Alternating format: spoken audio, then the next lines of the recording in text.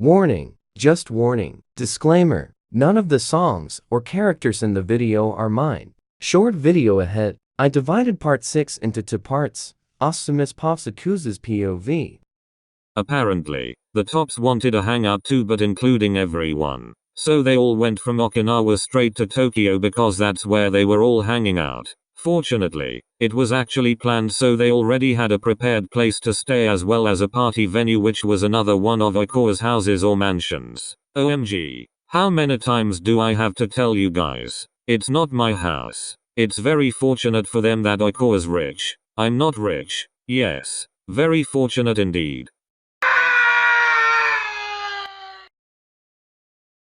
It was a bit awkward, the party. Everybody was looking at SakuAtsu. They were seated beside each other, but then tension between them was palpable. It was obvious there was something wrong with how Atsumu wasn't talking Sakusa's ear off. Rather, it was Kita who was seated beside Atsumu that Atsumu was talking to. Osamu was glaring at Sakusa from across the room since Suna took it upon himself to prevent his boyfriend from committing murder. Everything continues as normal, or as normal as possible. The party itself seemed subdued. For their standards anyway. It felt as if the entire house was waiting with bated breath. Everyone was subtly keeping an eye on the trio. It was later in the party, when guests deem it acceptable to exit the party, that something happened. Even when the party is seemingly over, everybody still stuck around, waiting. Hey Tsumu. Atsumu stiffened, then composed himself before turning to Sakusa. Yes Omi? Would you like to spend the night with me?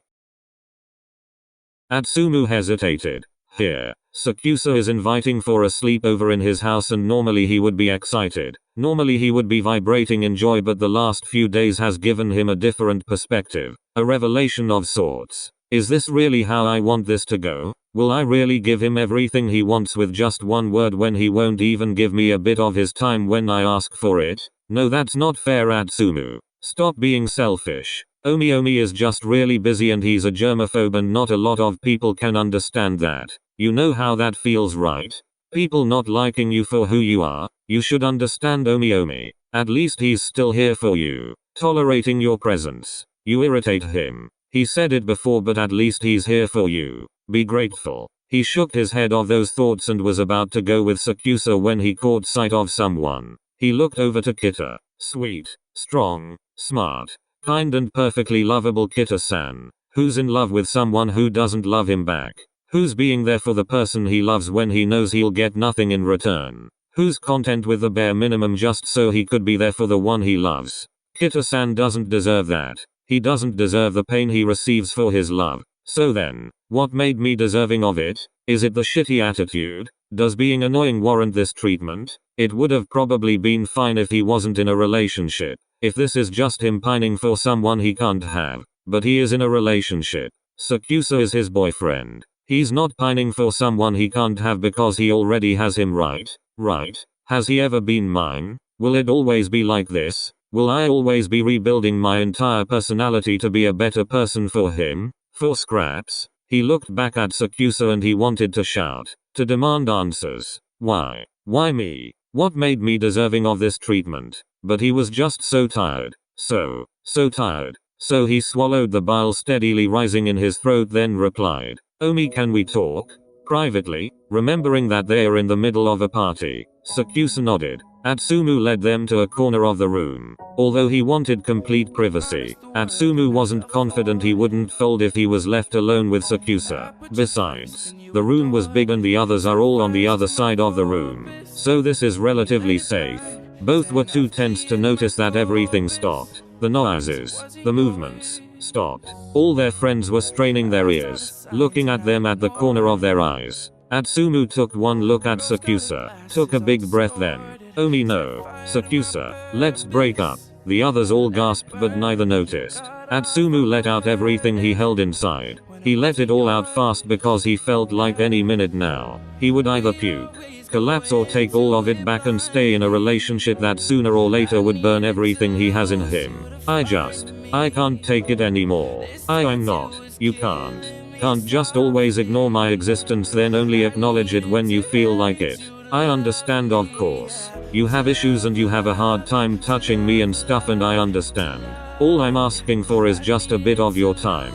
But you can't even give one reply. Just one. That's all I really need. The assurance that this isn't a one-sided relationship.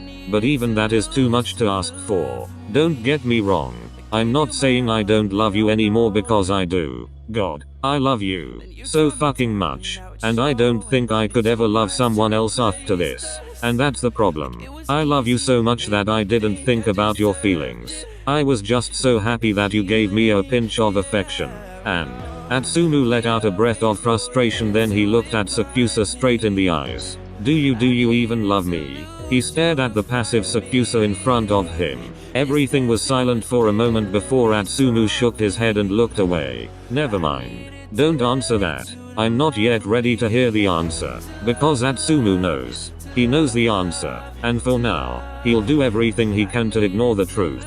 Atsumu licked his lips. The point is, I can't do this anymore. This relationship is not healthy, Omi. And I don't goddamn it, I don't want to doubt myself anymore. I don't want to keep second guessing myself. I don't want to hesitate when I hug you or even just hold your hand. I don't want to be scared to say I love you. I don't want to regret telling you something every time you acted like you couldn't care less. I don't want to be plagued by thoughts that make me weak, worthless, useless, undeserving, empty. Atsumu swallowed again.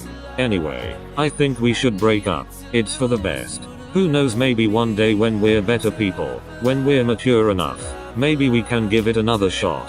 Just for now, I think we need time for ourselves first. I need time for myself first. Atsumu looked at SakuAtsu again, but he still stood there as impassive as ever. Atsumu shook his head in pain and disappointment.